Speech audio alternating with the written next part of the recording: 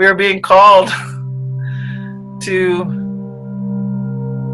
come to terms with the truth of ourselves, the purity of ourselves,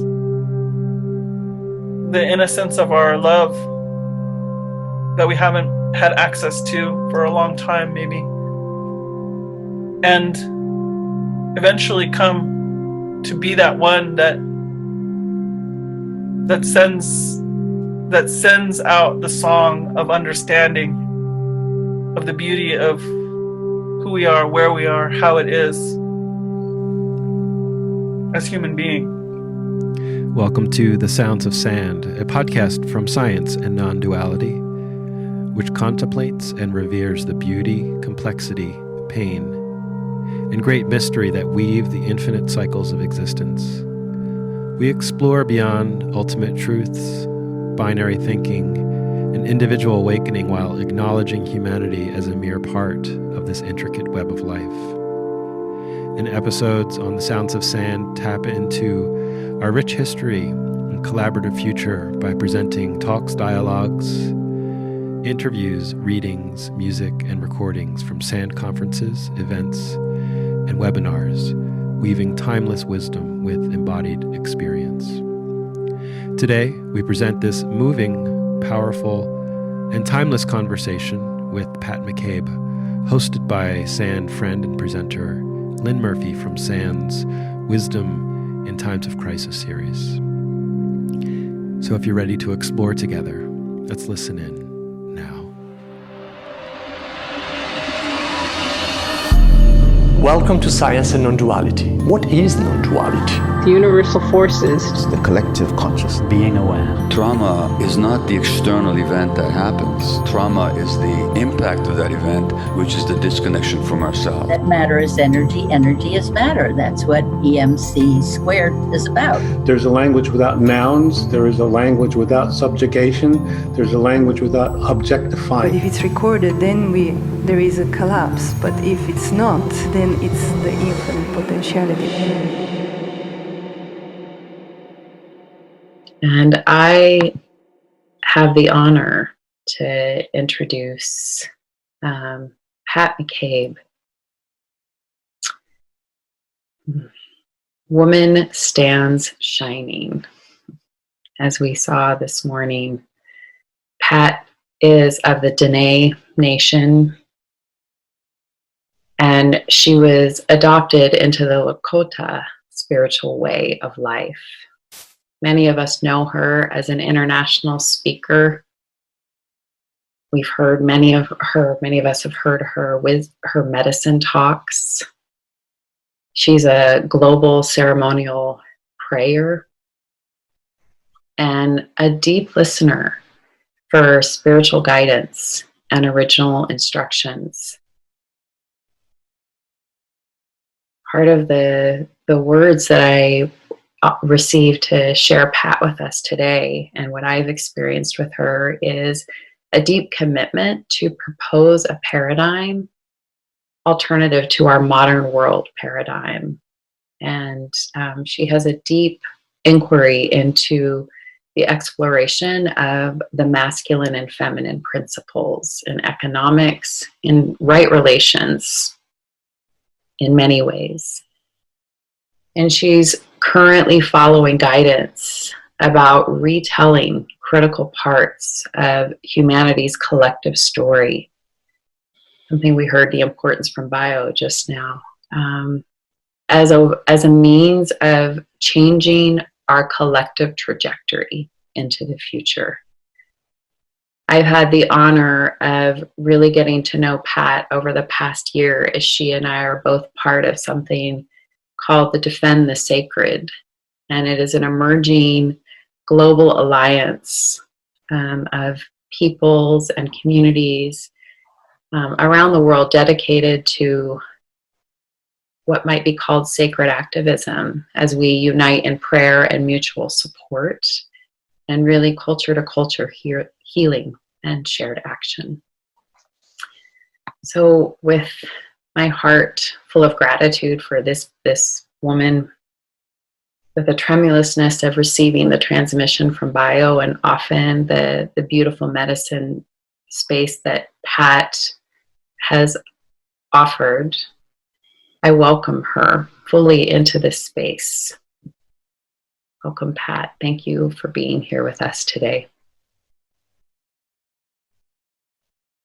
Oh, I get to be in control of my mute and unmute.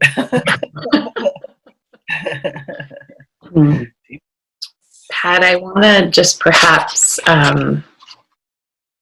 just maybe start us with where you brought us in the opening ceremony.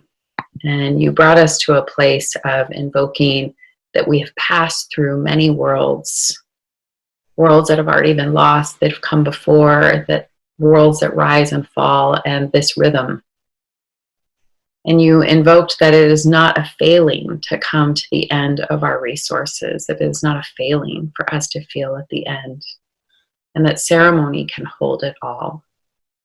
And I just want to open this space for you to go deeper into those teachings and perhaps say what's on your heart about what this moment is initiating us into and what is our task. Well, thank you, Lynn, and thank you, my new friends at SAND, new friends and old friends, part of this community.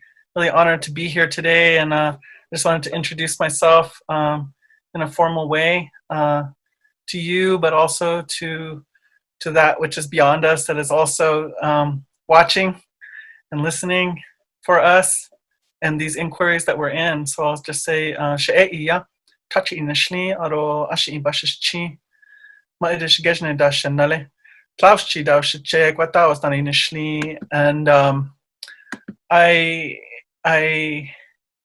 get, I'm telling you about my mother's clans, my father's mother's clan. And so we get our clans from our mothers, and so that those clan names are referring to places on the earth, and they're referring to our relationship to those places and the ways in which those places furthered our humanity, sometimes through worlds more than just this one that we know right now. And so this is an acknowledgement of that long line that I was talking about before. And then at a certain point in my journey, I was adopted into the Lakota spiritual way of life, and I was given that name, Wiyakpa Najiwi. And so I always am so delighted to acknowledge this beautiful medicine way that came and took hold of me and has been guiding me on my way for some time now, and has taught me a lot more about being what it could mean to be human, and who we are, where we are, how it is, from another perspective, you know. And so, you know, I'm thinking, I had this beautiful invitation from Victoria when we were having a meeting about our opening, and she just said to me, you know, just own it. Own it. And when she said that, it was like some veils in my heart parted. And I felt like she was saying, no, we would really welcome and invite that place that's way, way deep inside there. And what came to me immediately was my clan grandfather talking about this idea of the traveling through the worlds. And he talked about how we had lost one world to the flood. Many traditions acknowledge that place in our history, and he said that we even knew why we had lost that world. We had lost that world because men and women believed that they could live without each other. So we were working on that issue even then. It's been a long running issue of misunderstanding and difficulty for us. And so and then he also talked about how, and this is during my lifetime, and I have that sense of this too, but I don't really know. I wish he traveled on, so I don't get to ask him these questions. But I wonder what that definition would be for him, you know. But he said that we have moved from the glittering world to the green world right now, and I feel that transition in my own life, my own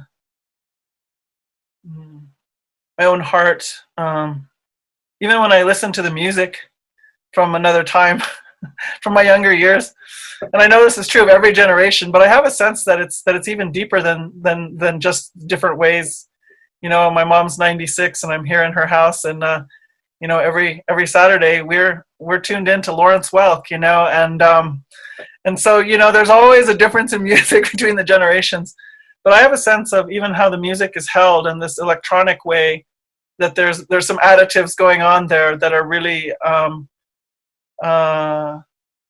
changing, trying to change our nature subliminally, and with technology, trying to merge this technology into our biology in ways. So I won't get too much into that, but I just have the sense that I have changed from one world to another world now, and then I keep seeing us. You know, part of my method for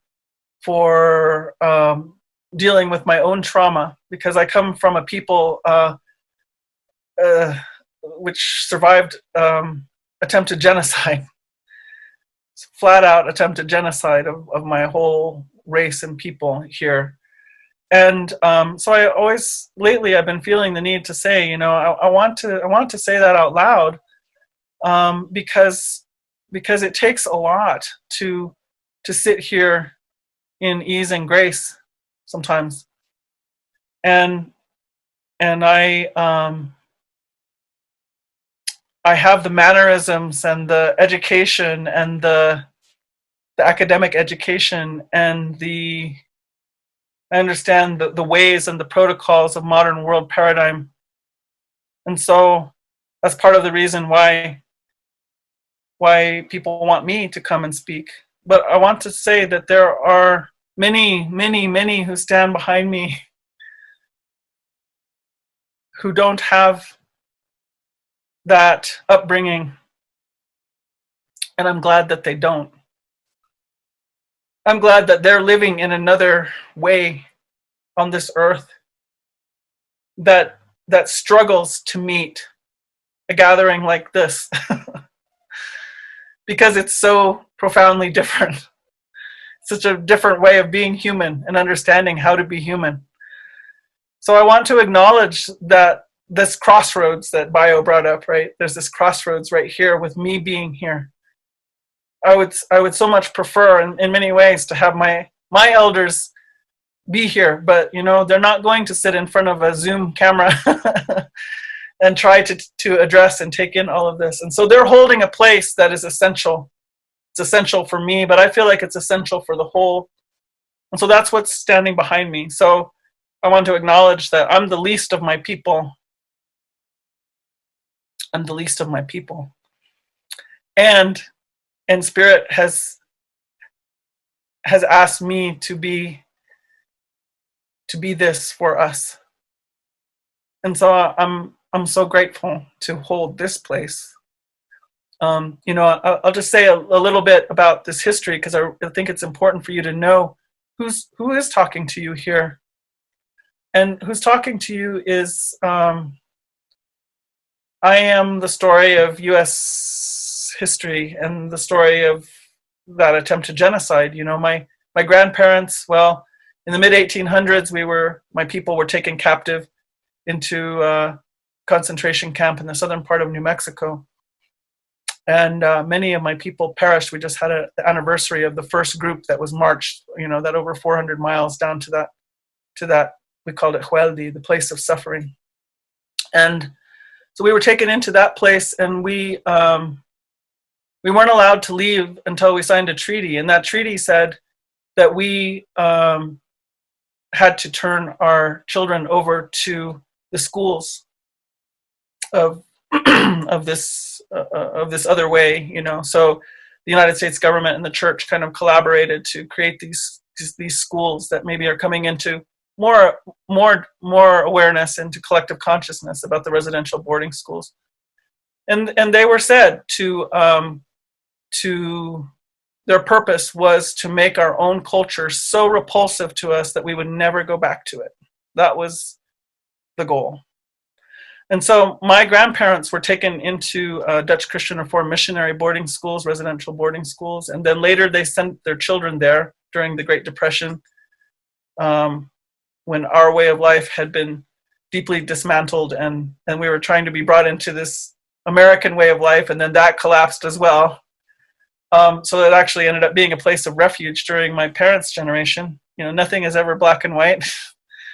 And so my parents were raised there. So all this is to say that by the time I came along, no one was speaking the language to me, and no one was practicing our ways.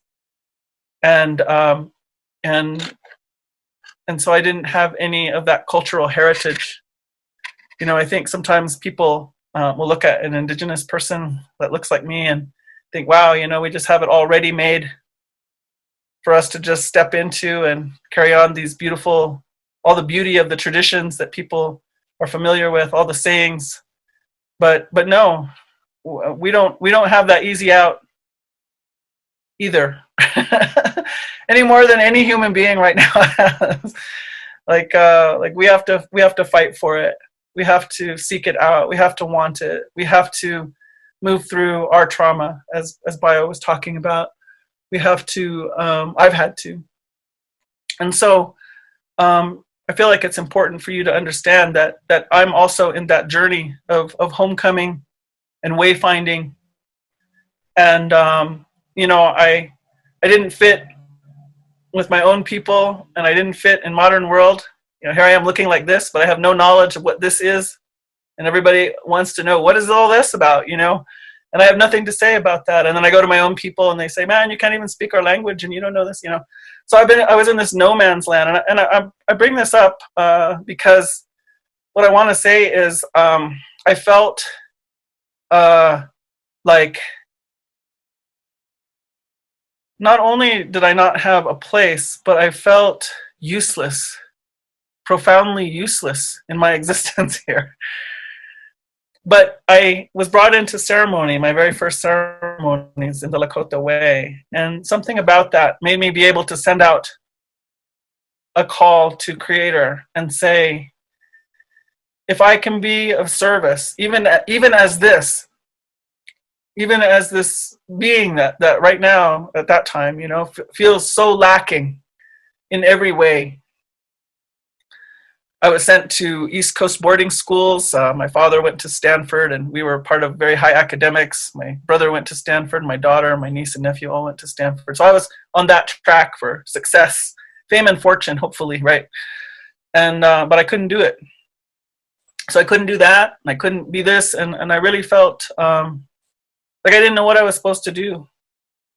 And so I put this call out to Creator, and I said, you know, even as this, I would be willing to be of service. And man, that's all I had to say. That's all I had to say. And Spirit was like, all right, I got a job for you, girl. And boy, it's been off to the races ever since then. So I hold this seat of the Indigenous seat, so to speak, with a great deal of humility and a great deal of gratitude and a huge amount of, like I was talking about, of meeting that mystery. Who I am and my place in this tapestry has been able to be of service in thousands of ways that I never could have conceived of, including sitting here today with you. So my life has very much been a part about opening up to that mystery, opening up to that greater intelligence. You know, in the academic way, and maybe we could even say in the scientific way, much of the time we believe that we are here to generate. We're going to generate reality. We're going to generate, we're going to create it. But but what I have found in this journey, going back home, so that's what I say, my greatest gift to the world is describing my journey going back into a way of being human here that understands that I am part of a tapestry of life that's running, and that I've been equipped to be a member of that in some way, and I'm having to discover it. Sometimes I have guides and human elders and guides and teachers. Most of the time I don't. Most of the time I have to go directly to the earth herself. I have to go to the water, even my little glass of water right here. I'm consulting this morning and saying, please be the one to speak to us here, because you've seen it all. You've watched the worlds come and go, and we still have this water. It's the same water that was there at the very beginning. It's the same water that my ancestors drank. I say it's even the same water that Tyrannosaurus Rex drank. Because it's just been circulating. It's been keeping this record, and it's also been informing us. It's been informing us of the possibility for life.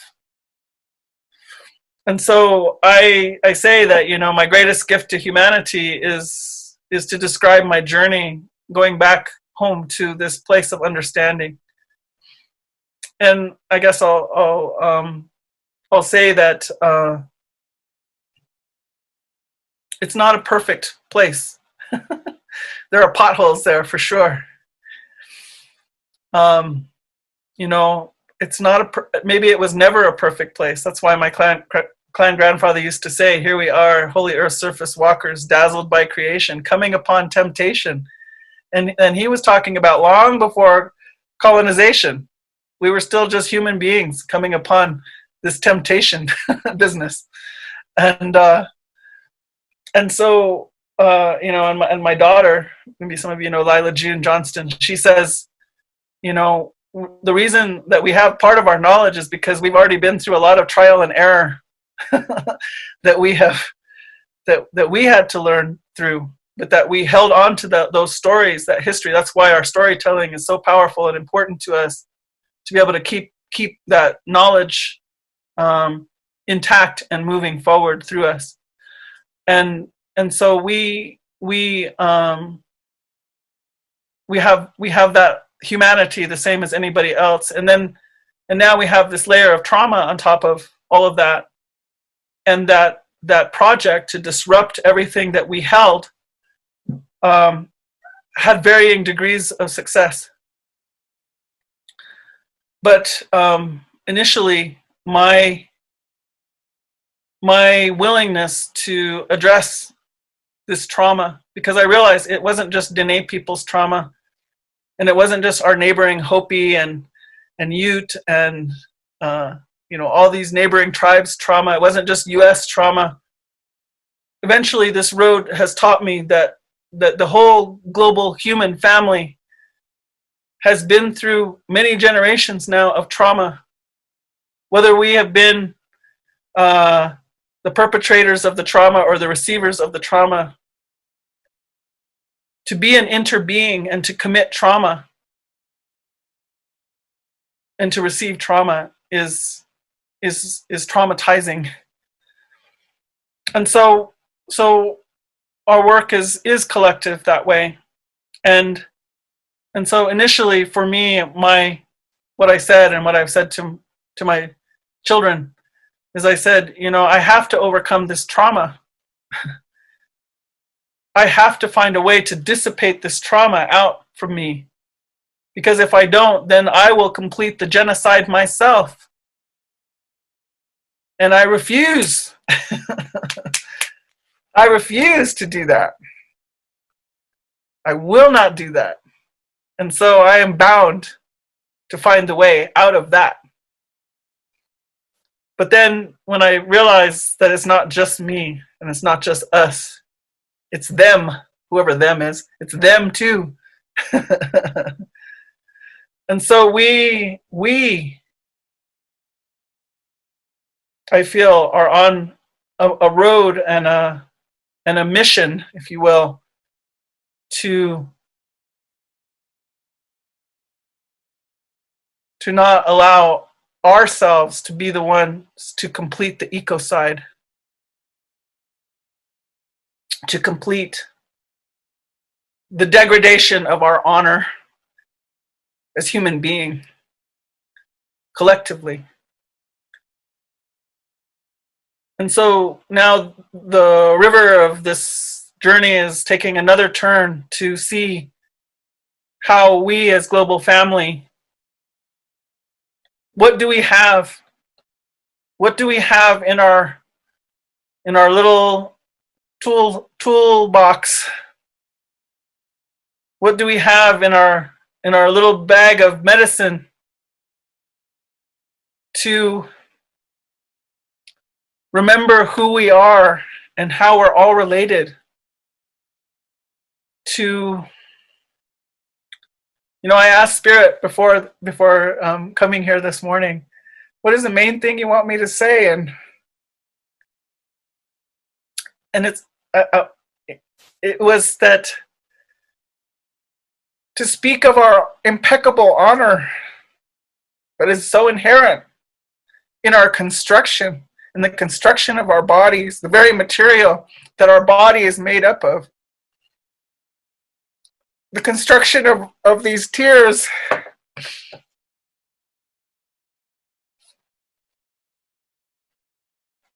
the construction of our heart, our feeling is so powerful, a medicine to creation here on earth, here with all of our relations that I spoke of earlier, the flying ones, swimming ones, creepy crawling ones, four-legged ones, mountains, stone people, sky, but even beyond, held within us in our very way of being constructed is an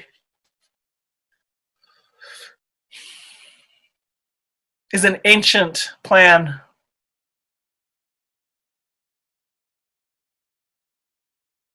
We are destined, I'm going to say. We have a lot of choosing to do to achieve this destiny. It's not a given. But we are destined to not only overcome all the many ways in which we have been made to believe in separations of every kind, but we are destined to restore with this Mother Earth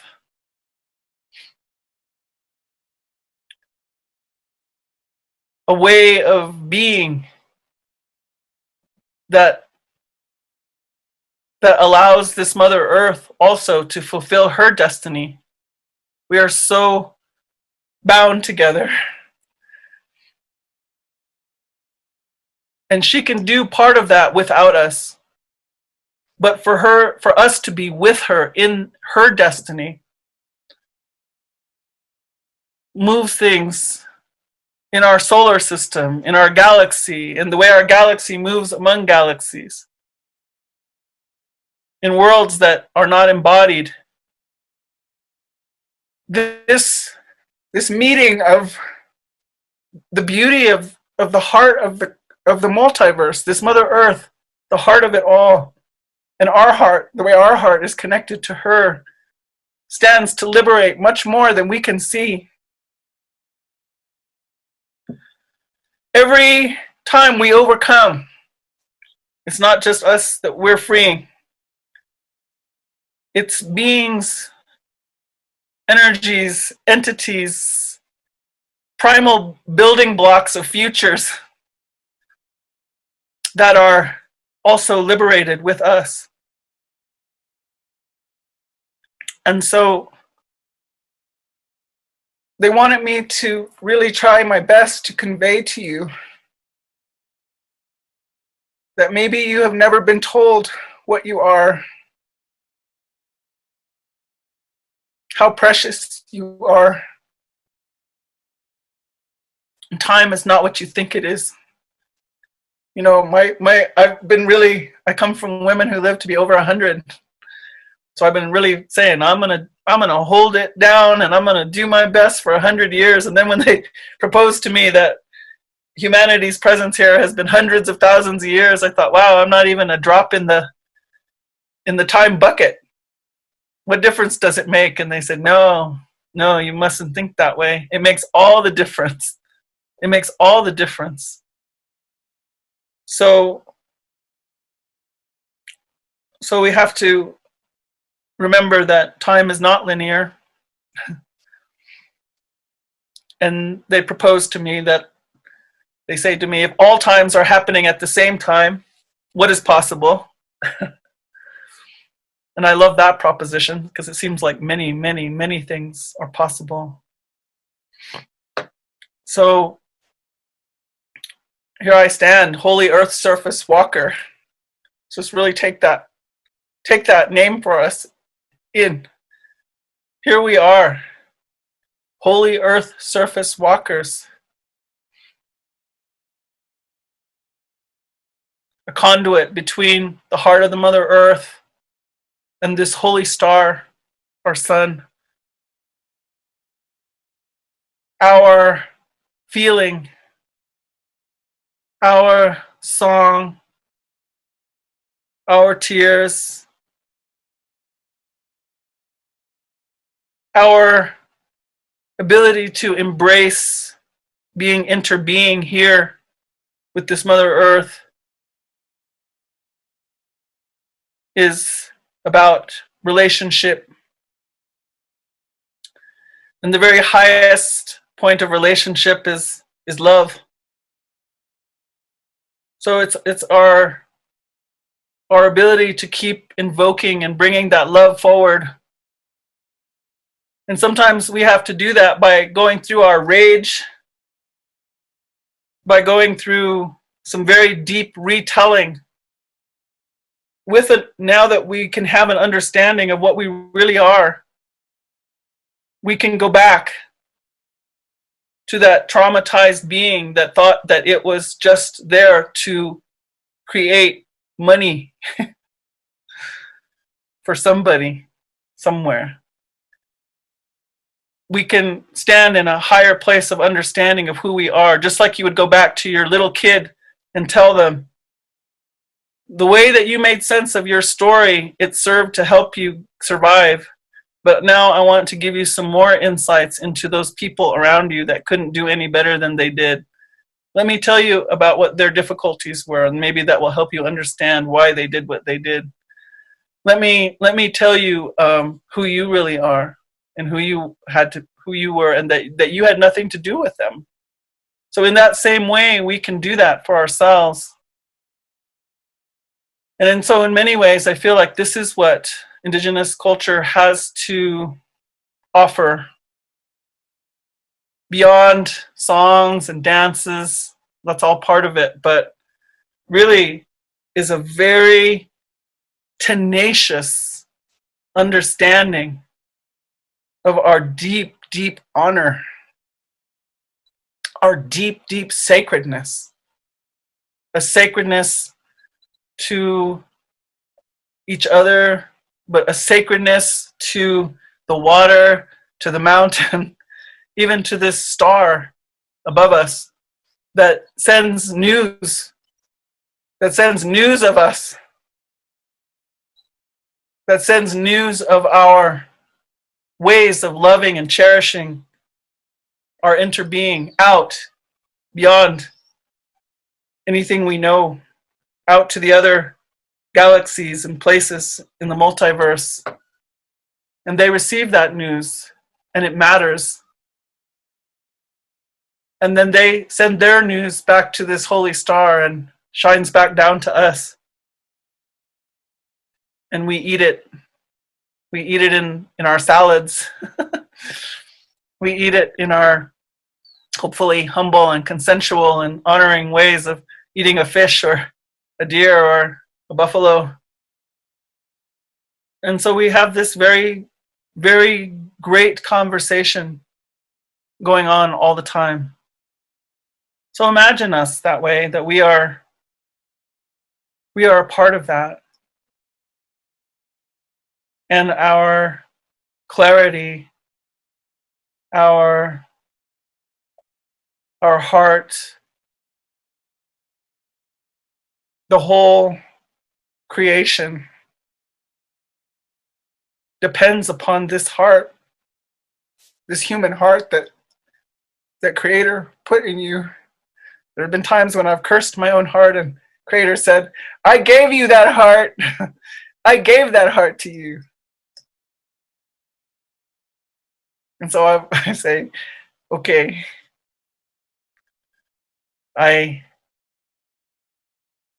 will live into this heart that you gave to me. And it's a medicine unlike any other. So as our brother is saying, this trauma, we are moving. We have an opportunity here. Let's not waste this crisis. We have an opportunity here to resolve, to open ourselves. Because even if a vaccine will solve this problem, I got a feeling we won't get out of it that easy. There'll be another one. We are being called to come to terms with the truth of ourselves, the purity of ourselves, the innocence of our love that we haven't had access to for a long time, maybe. And eventually come to be that one that sends out the song of understanding, of the beauty of who we are, where we are, how it is as human being. So I'm gonna see if Lynn has anything to say right here.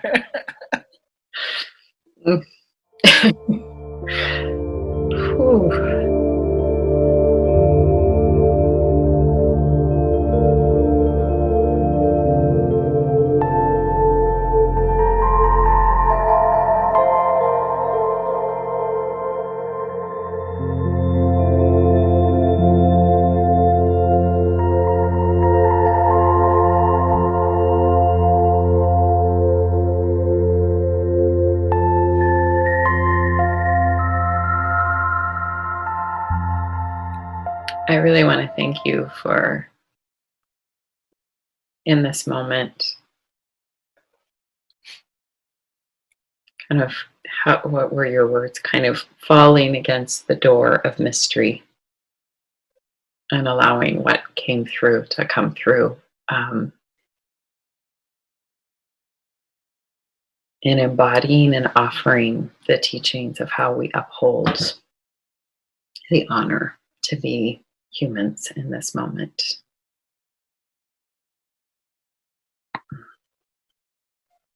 And what comes to me to ask is, I have heard you speak about how we continue, let me say this moment of however we're defining this crisis. For many, we've been seeing how we're cutting through the illusion of separation and coming back into, perhaps from our peripheral vision, but starting to see more of the possibility of interconnectedness. And when I've heard you speak about the power over paradigm and actually moving into a thriving life paradigm, some part of me, it feels to ask you about where the work is that you've done on understanding the feminine and the masculine in coming back into this thriving life paradigm of how we uphold our honor of being human being walking on the earth right now. And you can enter it through that doorway I've also heard you enter it through the doorway of speaking about sovereignty and consent of how we work with all our relations.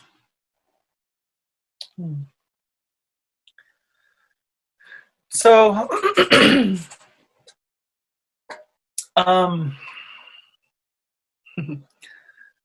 so this honorable being, you know, one of my elders, maybe some of you have heard me say this, you were born into beauty as beauty for joyful life. That's the truth. You were born into beauty as beauty for joyful life. That's the truth. Joyful, or maybe we can say harmonious, or we can say balanced. I don't want to give the impression that there's not times of having to dig really deep in that we say that word hojo, which some people translate as beauty, but it's beauty, it's harmony, it's vitality. It's all of that way of being a part of the thriving life. So we a big exploration of mine was, you know, when in the Lakota way, when I was presented with this sacred hoop of life concept, in which every member of life gets to have a seat. I was given the honor of having a seat here on this Mother Earth, including us. You know, we're not the whole hoop, but we get to have our place on the hoop, and every member is given a way to contribute to the whole, such that life thrives. Not just our biological life, but our emotional life, our intellectual life, our spiritual life.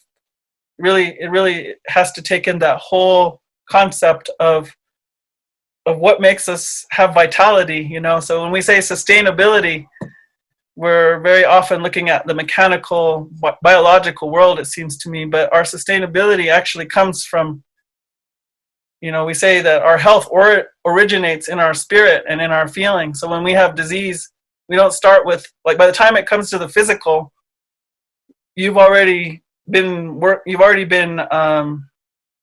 moving in you for a long time, in your spiritual, in your emotional, in your mental, and then eventually it gets to the physical. So for us in modern world to talk about sustainability, we're addressing it way out here. We're not addressing it down at the root. And so to be a member of this hoop means that you have a way of contributing to this thriving, being what you are, being made what you are. And so human beings have this. I have to assume that if we were placed here, that we must also have this perfect design for thriving life, as I say. So my question has been, all right, one, do we know what this design is? And I'm going to say that by and large, it feels like humanity has forgotten what is this design? What aspects of ourselves are part of that design for thriving life? Because we forgot about life somewhere along the way. We took it for granted, or we were distracted, or whatever, but we have not been putting life at the center of every decision we make for some time. And so so that's been my question. Do I know what my design is for thriving life? And part of my question then became, what does it mean to be the female of our kind, holding this seat on this sacred hoop? What does it mean to be the female of our kind? And so for me, I had, you know, and I do call it a privilege.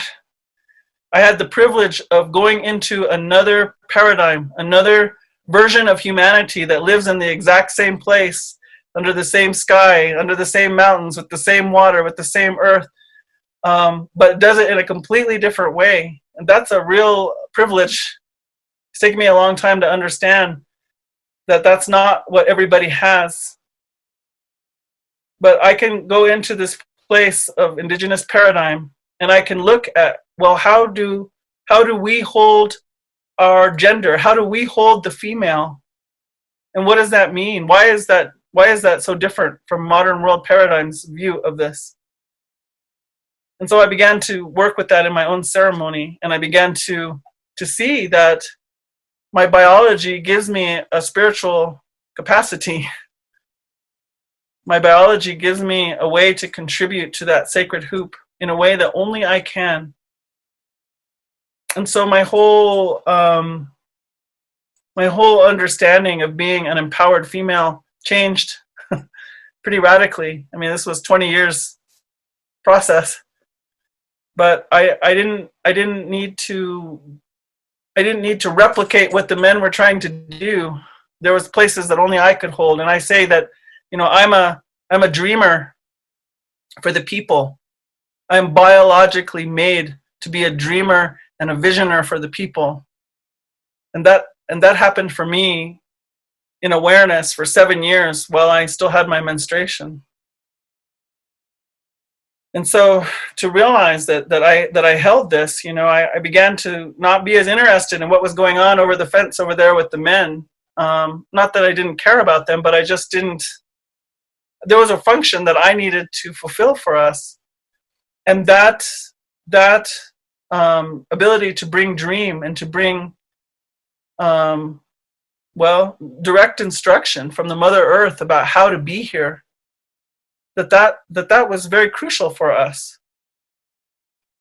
So I've been having to hold this knowledge, and I know I'm not the only one holding it for women of all cultures.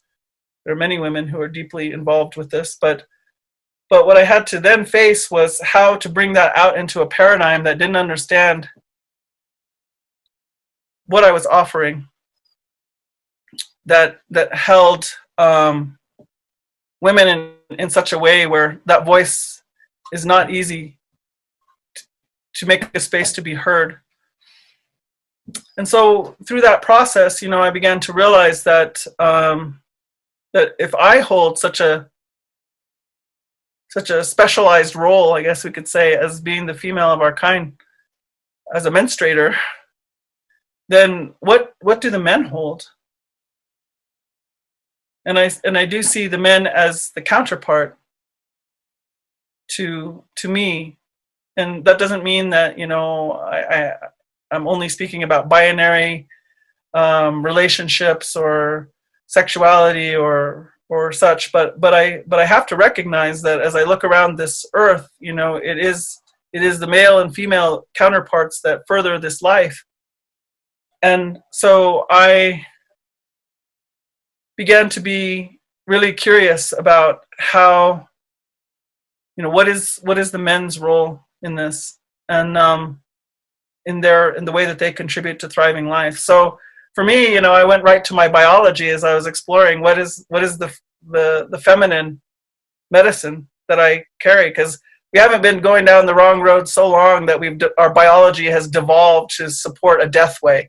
Our biology is still doing everything it can to support a life way. So my biology has a lot of clues for me about what this design is. So as I began to look at Men's Nation, I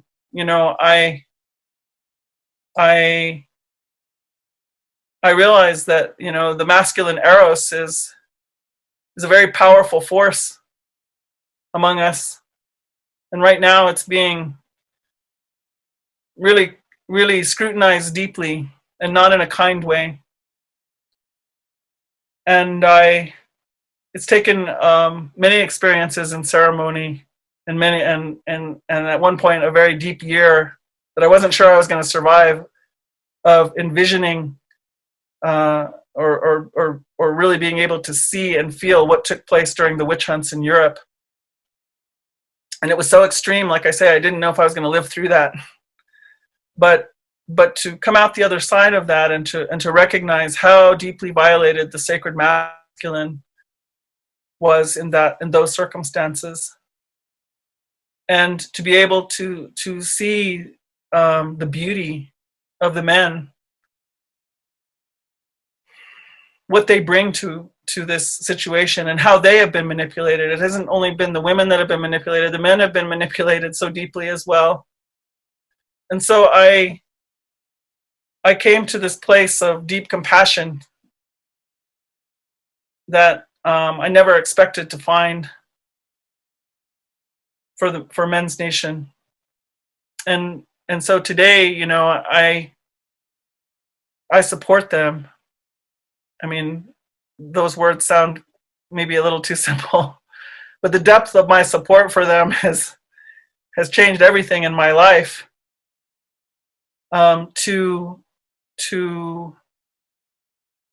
To say that, you know, you are sacred beings, and your eros is sacred and holy. Your eros serves the thriving life way. And I want to propose that there is a way to have that aspect of you be celebrated, upheld, nurtured and nourished by the entire community. I don't know what that way is yet, but I know it has to be, because that is such a deeply inherent part of the medicine that you bring. So I call you Sacred Fire Keeper. You're tending a very sacred fire. It's the fire that assures that life will continue. And now we're coming to a time when a lot of life is being taken. Even before coronavirus, many human lives were being taken, but also many of our other relatives' lives were being taken.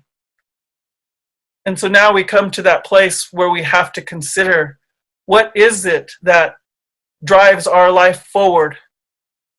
That's part of what's in our medicine bag. That's part of what's in our tools. And we're going to need to recognize that in some new way. To, you know, as the spirits have said to me, you're being called on to birth yourselves anew. And so, you know, re-envision yourself, you know, outside of this wound that's at the core of your procreative ability. So, because we haven't, I'm going to say we haven't really understood how to enact that design for so long, I think it only makes sense for us to call out to all the elders around us. Again, the flying ones, swimming ones, creepy crawling ones, four-legged ones, mountains, standing nation, the stone people. They were here long before we arrived. They know how this place is. And they have an ability to impart that understanding to us. So I guess I can say, just, you know, people always say, well, how do we do this? So one, address the water. Address the water that you're going to drink, and acknowledge all of the wisdom that is there. This water that has seen us through every transition, world to world to world. And so this water has seen us through it all. And so this water, I say, has incorruptible faith. And so we can call upon this water for knowledge. Teach me, tell me, show me. Let me connect with these ancestors who have passed through these times and who have created themselves and recognized themselves in an all new way in order to be able to pass through and come to another world. Address the fire. You know, I have my little fire. I don't know if you can see it. I have my little fire going here. Because that fire is the same way. You know, that fire is what saw every one of our ancestors through to this moment. Now we can just go over and flick the switch on the wall. We'll see how much longer we're going to get to do that. And we're going to have to remember that fire. We're going to have to really appreciate how our ancestors knew how to make fire, how they knew how to tend it, care for it, bring it forward. So talk to this fire. My elders say that there's no greater teacher, there's no greater school than that sacred fire. No university will ever touch what this fireplace knows. And I'm going to say the same is true for the water. So to bring that fire to us and to just inquire and say in humility, you know, I'm seeking understanding of myself. You know, basically the prayer is, help me to set aside everything I think I know about what it means to be a human being, that I can be open to a new experience. And then the other thing that I often tell people to begin this conversation is to go out in the morning at sunrise, and as that beautiful star is coming up above the horizon, to present yourself and to say that you're seeking that which serves life, light, and love, and to make an offering, you know. And so in Lakota way, we offer tobacco. In Dene way, in the morning, we offer white cornmeal, and in the evening, yellow cornmeal. But that's a gesture that is recognized all around this earth from humanity of connecting. And so to go out and say, I am seeking to understand. Who am I? Where am I? How is it really? Show me the truth from the lens of thriving life way. Then if you do that every day for even for 30 days, begin to see how things come and talk to you in a new way. From a place that doesn't come out of the human mind. It's not a good idea. I've had to abandon my good ideas and my good idea maker by and large. Once the map has been laid out for me by this whole interbeing, I mean, why would I think I would know everything about how to be in harmony with the whole interbeing? I need the whole interbeing to help inform me to understand what is right mind, right heart, right body, right action. And so to receive that structure, then I get to put this one to use. But I have to know how it fits, you know. And I guess I'll just say a few words about this consent and this sovereignty. You know, what I realize is that my elders consider every being a sovereign being. So if I'm going to go and collect some sage, which I have done to help me and my mom have had some lung difficulties. My clan grandfather says, you go and you bring a piece of turquoise. I got all my turquoise sitting here on my computer. Go and bring your piece of turquoise out and go talk to those sagebrush and tell them, greet them, acknowledge how they have been helping us as our elders for so long. And then, you know, like, state your case. What are you there for? Why do you need their help? What are you hoping to achieve with their help? And then lay that tobacco down and pray for them. Tell them you're praying. I'm praying for the continuation of all of your people, of all this nation. You know, here in New Mexico, we have like our ocean is like this ocean of sagebrush, right? And so talk to them and tell them about it, and then ask permission. You know, so that's how we go to harvest this plant that can help me survive my lung issue right now. And so that's how we talk to these beings, because they're sovereign beings. And so I say that if we are in a free will construct, which I believe that we are, I mean, gosh, look at us. We get to do whatever the heck we can dream up to do. We're just going at it here. And yet the caveat is, can we do everything that we can dream up to do and still have life on this planet? And we're not sure. We're not sure we want to give up everything we can dream up to do. That's tough for us. We're like little kids that never had any boundaries put on them. And you know, those little kids aren't that fun to be around, poor things. It's not even their fault, but that's kind of how we've been acting. And so, you know, in a free will construct, then we have to acknowledge that it's not just my free will that matters here. It's that water's free will that matters here too. It's that sagebrush's free will that matters here too. It's that trees' free will that matters here too. So I don't have the right to interfere with any one of these members on this sacred hoop of life. I don't have the right to interfere in their thriving life design. I don't have the right to interfere with their ability to make the whole thrive. So, you know, maybe because we've been kind of like running wild, that sounds like a big limitation. But there is such a tension, right? There's a tension in attending to that part also. And the creativity that comes out of having certain boundaries, like the banks of a river, right? And so in a free will construct, consent is imperative. And that's why we have to have the consent of that sagebrush. That's why we make a prayer before we go and hunt and take a life. And that's why there's ceremony that's done once that animal's life has been taken. Because we don't get to be here without taking a life. So what a setup, huh?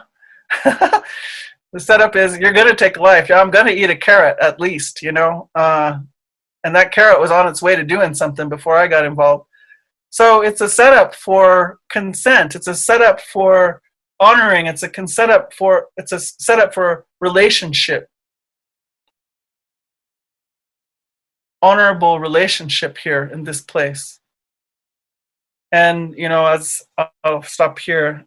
But what I've been saying to Men's Nation, because I think they really have a difficulty right now in this power over paradigm in which might makes right, and which is inherently violent. And we feel that violence. We're witnessing that violence playing out in every way. Men are going to dominate in that place because they are physically stronger. And they have been. And now it can look kind of all genteel and dignified and sophisticated, but that violence is right there. It's waiting to come out if anybody tries to upset that hierarchy. We see that, we're witnessing that.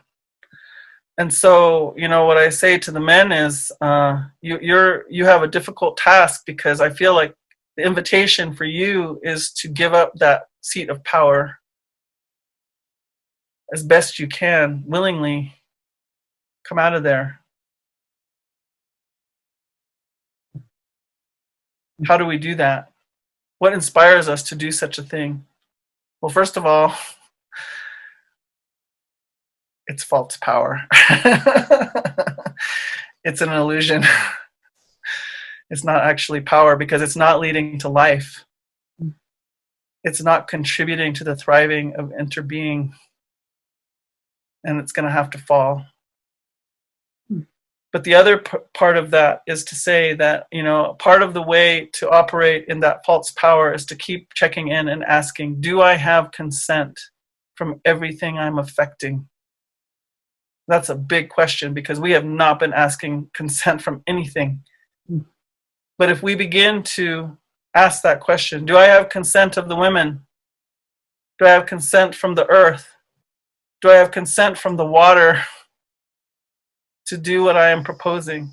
Then we begin to get a feeling for the kinds of shifts that are being called for.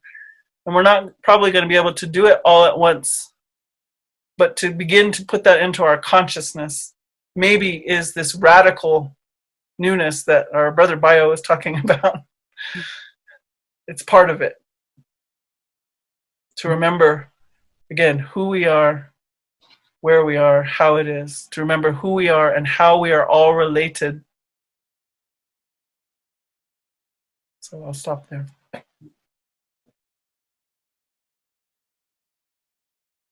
Thank you. Thank you, Pat, for offering yourself and what has been gifted to you so generously. And thank you for listening to The Sounds of Sand. We invite you to explore more of our talks, dialogues, videos, articles, events, and offerings through our website, scienceandnonduality.com. If If you've enjoyed this conversation, please consider becoming a member to access our massive library of SAND content, available exclusively to SAND members.